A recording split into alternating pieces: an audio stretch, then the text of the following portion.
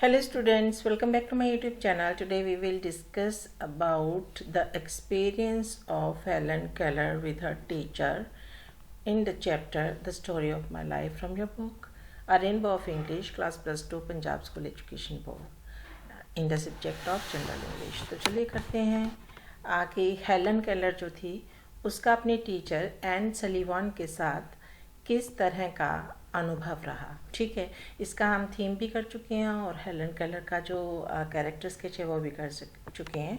और इसमें जो मेन एक और क्वेश्चन है वो यही था कि हेलन केलर का एक्सपीरियंस कैसा था अपनी अध्यापिका के साथ। तो चलिए करते हैं। The narrator says that it was the most important day of her life when Anne Sullivan came to her life. ठीक है, तो नरेटर जो हैं, नरेटर हेलन केलर हैं इस चैप्टर की, वो कहती हैं कि ये उनकी ज़िंदगी का बहुत ही महत्वपूर्ण दिन था जब एन सलीवान उनके पास आई। She was about 7 years old और वो उस वक्त 7 साल की थी। It was the 3rd of March 1887 और दिन कौन सा था? 3 मार्च 1887। When Sullivan came to Helen Keller's home, she held Helen in her arms and loved her. जब उसकी टीचर एन सलीवान उनके पास आई, हेलन के घर आई, तो उसने उसे अपनी बाहों में ले लिया और उसे प्यार किया। She was an intelligent, hard working and determined teacher. और वो कैसी अध्यापिका थी? वो बहुत ही होशियार थी, मेहनती थी और इरादे की पक्की थी। Helen Keller describes her as the light of love. और हेलन केलर उनको कैसे डिस्क्राइब करते हैं? उनको लाइट ऑफ लव कहती हैं अपने टीचर को। Helen's teacher gave her a doll and spelled into her hand the word DOLL।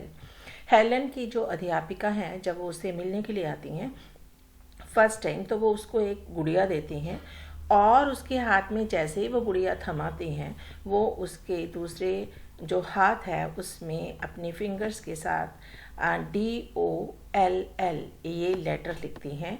She got interested in her fingerprint. जो हेलन थी उनको बहुत अच्छा लगा जब उसके हाथ पे उन्होंने फिंगर्स के साथ कुछ जो था लिखा, तो उसको वो दिलचस्प लगा था। She took great pain with her और उसने उसके साथ बहुत मेहनत की थी। She never got impatient when Helen Keller repeatedly made mistakes.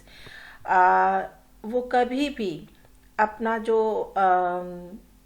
हम कहते हैं ना कि आपके अंदर पेशेंस होना चाहिए, सब्र होना चाहिए, उनका सब्र कभी भी कम नहीं पड़ता था, मतलब टूटता नहीं था। जब हेलन केलर बार बार सिखाने के बावजूद गलतियां करती थी, she made efforts to teach her new words, लेकिन वो कोशिश करती रही किसके लिए?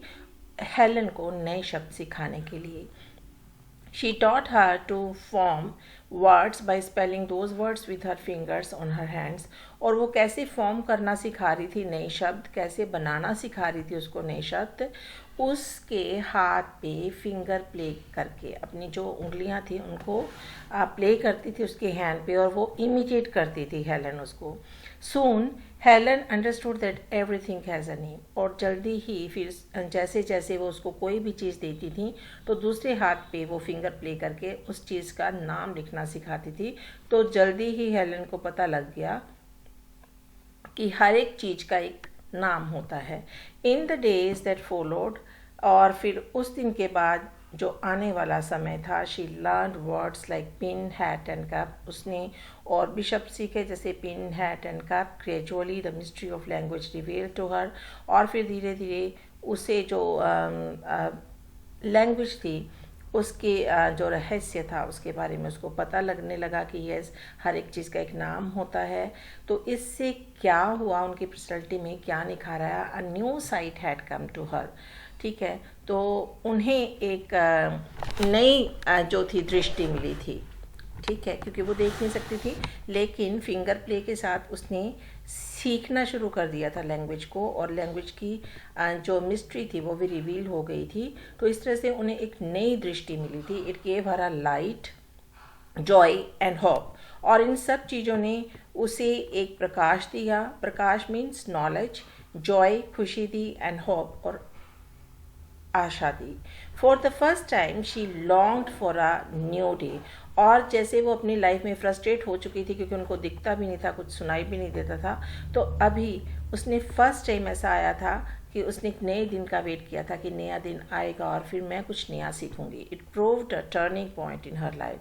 और ये उनकी ज़िंदगी में एक मोड़ लेके आने वाला एक पॉइंट था. ठीक है, कि आपकी लाइफ में मोड़ कब आता है? जब आप कुछ नया करते हो, जब कुछ नया सीखते हो, जब आप एक नई उम्मीद के साथ आगे बढ़ते हो. तो हेलन केलर को भी एक नई उम्मीद मिली थी एन सलीवन के आने के बाद. उसकी पेशेंस और उसका हार्ड वर्क जो एन सलीवन का था, उसकी वजह से ही जो हेलन थी वो कम्युनिकेट करना सीख पाई थी. So this was all about the narrator's experience with her teacher Anne Sullivan.